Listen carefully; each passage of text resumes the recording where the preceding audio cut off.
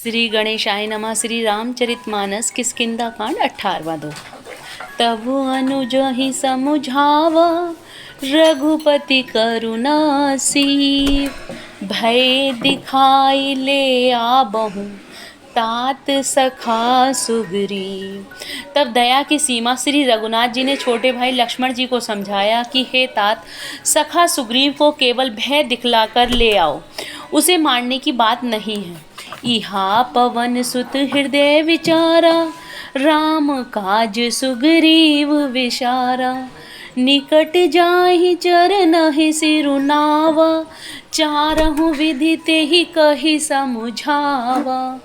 यहाँ किष्किंधा नगरी में पवन कुमार श्री हनुमान जी ने विचार किया कि सुग्रीव ने श्री राम जी के कार्य को भुला दिया। उन्होंने सुग्रीव के पास जाकर चरणों में सिर नवाया, साम दाम दंड भेद चारों प्रकार की नीति कहकर उन्हें समझाया। सुनि सुग्रीव वही परम भय माना, विषय मोर हरि लीनहु ज्ञाना। अब मारुत सुत दूत समूहा, पठवहु जह तह बानर जूहा। हनुमान जी के वचन सुनकर सुग्रीव ने बहुत ही भय माना और कहा, विषयों ने मेरे ज्ञान को हर लिया। अब हे पवनसुत, जहाँ तहाँ बानरों के यूथ रहते हैं, वहाँ दूतों के समूहों को भेजो। कहूँ पाख महु आव न जोई, मोरे करता कर वध होई। तब हनुमंत बोलाए दूता, सब कर करी सन्मान बहुता। और कहला दो कि एक पखवाड़े में लगभग 15 दिनों में जो ना आ जाएगा उसका मेरे हाथों वध होगा। तब हनुमान जी ने दूतों को बुलाया और सबका बहुत सम्मान करके भय अरु प्रीति नीति दिखराई, चले सकल चर नहीं सिर नाई। एही अवसर लक्ष्मण पुर आई, क्रोधि देखी जह तह कपिधाई। सबको भय प्रीति और नीति दिखलाई, सब बंदर चरणों में सिर नवाकर चले। इसी समय लक्ष्मण जी नगर में आए, उनका क्रोध देखकर बंदर जहाँ तहाँ भागे। 19वां दो। धनुष चढ़ाई कहा तब जारी करहूँ पुर छा, व्याकुल नगर देखी तब आयहूँ बाली कुमार। तदंतर लक्ष्मण जी ने धनुष चढ़ाकर कहा कि नगर को जलाकर अभी राख कर दूंगा। तब नगर भर को व्याकुल देखकर बाली पुत्र अंगद जी उनके पास आए। चरण नाई सिरु विनती कीनी, लक्ष्मण अबे बाहत ही दीनी। क्रोधवंत लक्ष्मण सुनि काना, कह कपीस अति भय अकुलाना। अंगद ने उनके चरणों में सिर नवाकर विनती की, क्षमा याचना की। तब लक्ष्मण जी ने उनको अभय बाहें दी, भुजा उठाकर कहा कि डरो मत। सुग्रीव ने अपने कानों से लक्ष्मण जी को क्रोधयुक्त सुनकर भय से अत्यंत व्याकुल होकर कहा, सुनु हनुमंत संग ले तारा, करि विनती समझाऊं कुमारा। तारा सहित जाए हनुमाना, चरण बंदी प्रभु सुजस बखाना। हे हनुमान सुनो, तुम तारा को साथ ले जाकर विनती करके राजकुमार को समझाओ, समझा बुझाकर शांत करो। हनुमान जी ने तारा सहित जाकर लक्ष्मण जी के चरणों की वंदना की और प्रभु के सुंदर यश का वखान किया। करी बिनती मंदिर ले आए, चरण पखारी पलंग बैठाए। तब कपीस चरण ही सिरुनावा, गहि भुज लक्ष्मण कंठ लगावा। वे विनती करके उन्हें महल में ले आए तथा चरणों को धोकर उन्हें पलंग पर बैठाया। तब बनराज सुग्रीव ने उनके चरणों में सिर नवाया और लक्ष्मण जी ने हाथ पकड़कर उनको गले से लगा लिया। नाथ विषय सम मद कछु नाही, मुनि मन मोह करहि छन माही। सुनत विनीत बचन सुख पावा, लक्ष्मण तेहि बहु विधि समझावा।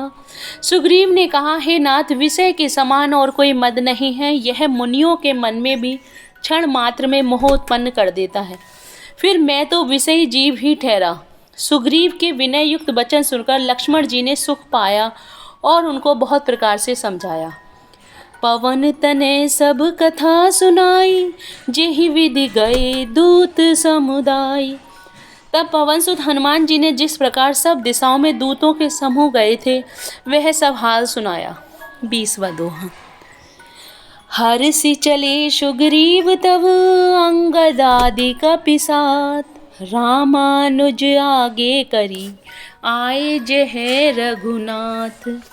तब अंगद आदि बानरों को साथ लेकर और श्री राम जी के छोटे भाई लक्ष्मण जी को आगे कर अर्थात उनके पीछे पीछे सुग्रीव हर्षित होकर चले और जहाँ रघुनाथ जी थे वहाँ आए। नाई चरण सिरु कह कर जोरी, नाथ मोहि कछु नाहिन खोरी। अति से प्रबल देव तब माया, छूटहि राम करहूँ जो दाया। श्री रघुनाथ जी के चरणों में सिर नवाकर हाथ जोड़कर सुग्रीव ने कहा, हे नाथ, मुझे कुछ भी दोष नहीं है। हे देव, आपकी माया अत्यंत ही प्रबल है। आप जब दया करते हैं हे राम तभी यह छूटती है।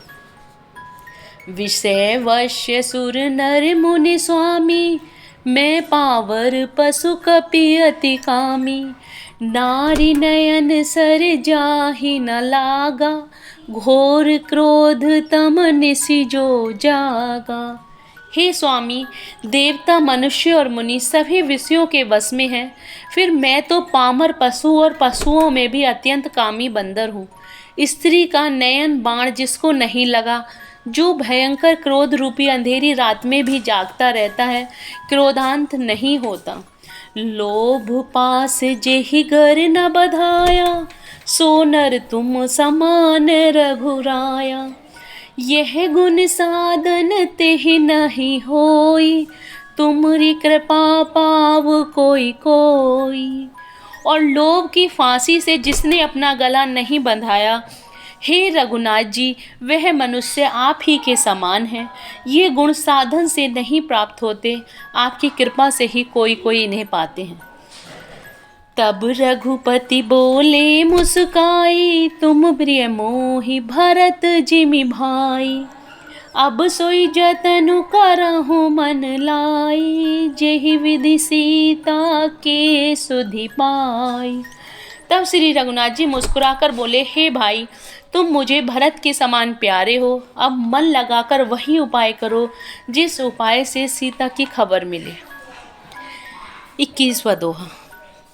यही विधि होत बत कहीं आए, बानर जूत नाना वरन सकल दिसी, देखहि कीस बरूत। इस प्रकार बातचीत हो रही थी कि बानरों के यूथ झुंड आ गए। अनेक रंगों के बानरों के दल सब दिशाओं में दिखाई देने लगे।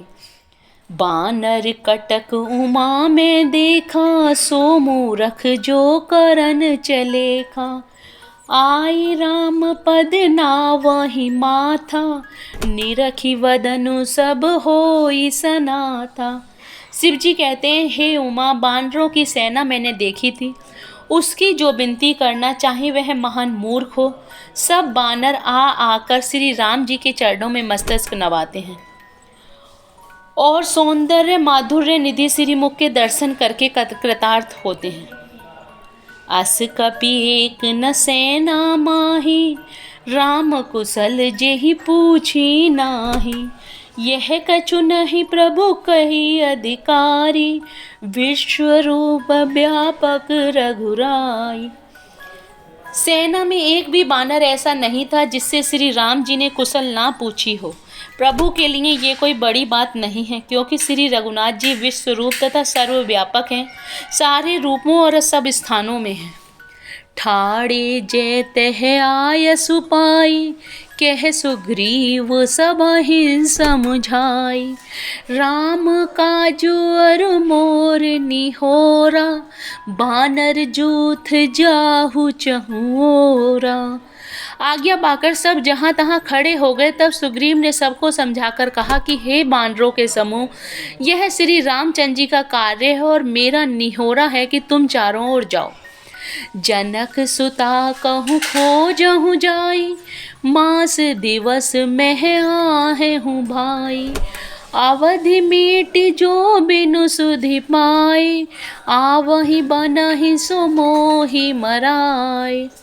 और जाकर जानकी जी को खोजो हे भाई, महीने भर में वापस आ जाना। जो महीने भर की अवधि बिताकर बिना पता लगाए ही लौट आएगा, उसे मेरे द्वारा मरवाते ही बनेगा, अर्थात मुझे उसका वध करवाना ही पड़ेगा। जय Shri Ram. Please like and subscribe the channel.